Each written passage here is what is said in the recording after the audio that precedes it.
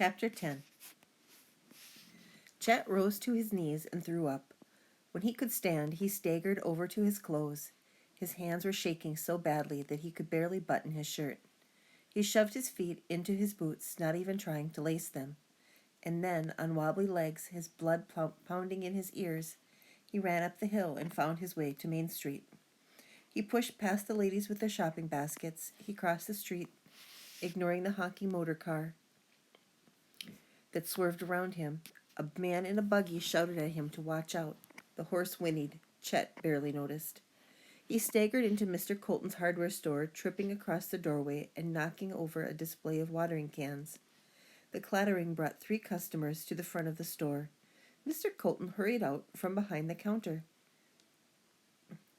"Chet," he said worriedly. "What's wrong?" Chet opened his mouth, but he couldn't speak. "What happened?" Mr. Colton said.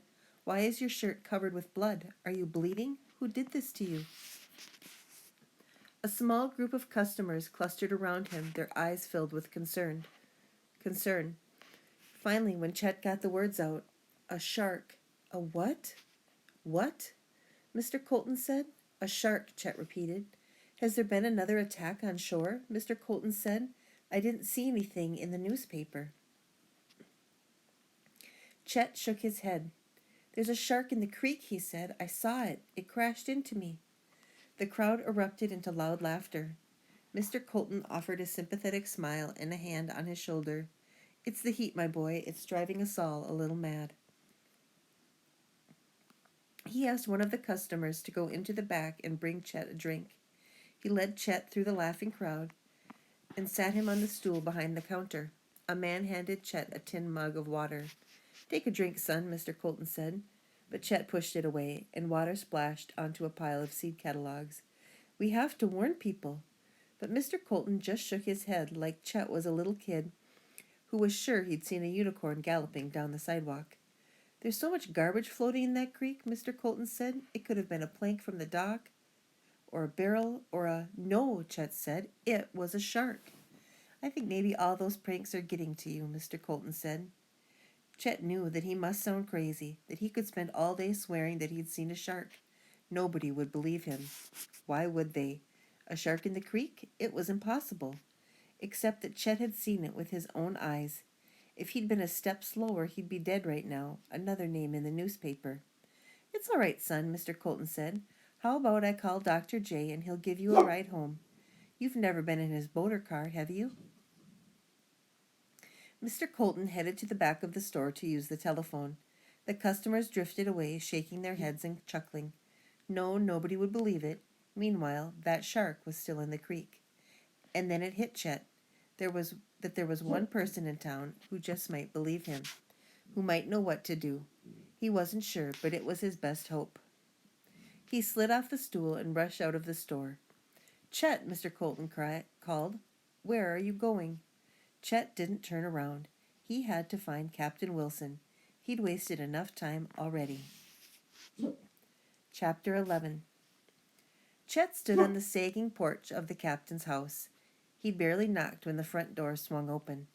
The captain stood there with a scowl on his crumpled-up face. He looked at Chet like he'd never seen him before. "Yes," he said. "What is this about?" Chet's heart sank. He thought of what Uncle Jerry had said, that the captain's mind was like Swiss cheese, full of holes and gaps in his memory. "What is it?" the captain said. "Are you selling something? I don't have all day." "Sorry, sir," Chet said. "I didn't mean to bother you." He almost turned around and walked away, but he forced himself to stay put. He stepped forward, close to the captain, and peered right into his eyes. "Captain," he said in a loud voice, "I saw a shark in the creek. It crashed into me." Chet lifted his shirt to show the angry-looking scrape. The captain stared at Chet's chest, then he looked into the distance. Did he even know where he was? "I know it sounds impossible, sir. It doesn't make any sense at all." The captain looked back at Chet. "Sure it does," he said. Chet's eyes widened in surprise. "The creek empties out into the Raritan Bay, which leads right to the Atlantic. Pirates used to come to these parts, bury their treasure all around here." The captain's eyes kept getting brighter. If the tides are high and the currents are strong, a shark could get swept right up into the creek. Of course it could. I saw it, Captain, Chet said, more confident now. It was huge. And its eyes, just like you said. Killer eyes, the captain muttered. Chet nodded. Why are you standing here, son? The captain scolded. We need to warn people. I'm getting my boat. You get down to that pool. You get down to that swimming hole. You tell people what you saw. What if they won't believe me? Chet asked. The captain put a hand on Chet's shoulder. His grip was very strong. Go, he said. Chapter 12. Chet started shouting halfway down the big hill. Get out of the water, he screamed. Get out now. He thundered down the path and onto the dock. You have to get out. There's a shark. The guys were all there, but they didn't even look at Chet. You have to believe me, Chet insisted. This isn't a joke. You have to get out. You hear that, Monty? Sid said. There's a shark in the creek. We better get out. Sid hoisted himself up onto the dock, and Monty and Dewey followed. Was it working? Were they listening? But then Sid backed up and took a running leap off the edge of the dock.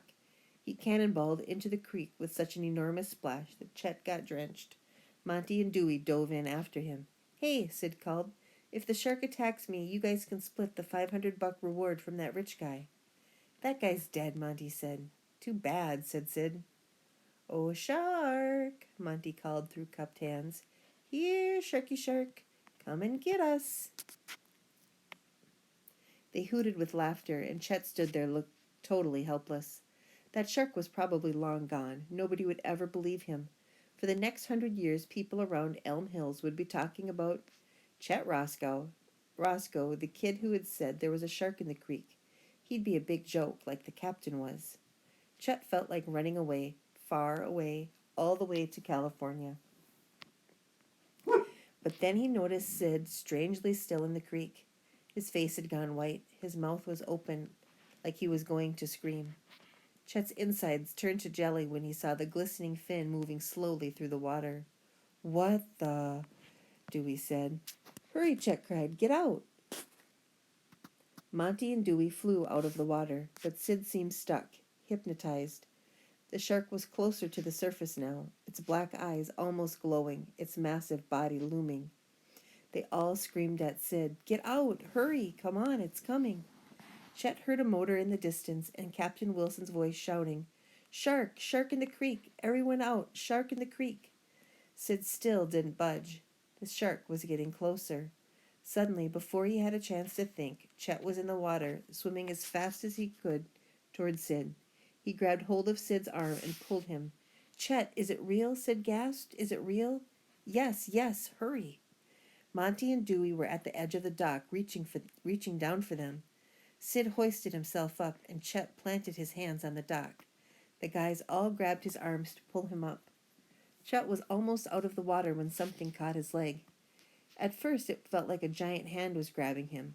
Then it felt like hot nails were boring into his calf. It's got my leg, Chet screamed. Pull, Sid shouted. His friends pulled. They pulled and pulled until Chet was sure he'd be torn in two. After an eternity, his leg finally came free. His friends hauled him into the dock. But then the shark exploded out of the water, its jaws wide open, its teeth smeared with blood. Its gaping mouth was coming right for Chet, and then, bang! A gunshot shattered the air. Time seemed to stop. The next thing Chet knew, he was sitting on the dock. Everything looked foggy, and people seemed to be moving in slow motion. He heard muffled noises, men's voices, a boat's motor, and the guys saying his name over and over. They were leaning close, still holding tight to his arms. Chet looked down and wondered what he was doing in a puddle of ketchup. Hadn't he cleaned that up? Why was the puddle getting bigger? Chet realized it wasn't the ketchup, it was blood pouring from his leg. The fog around him grew thicker until Chet couldn't see or hear a thing.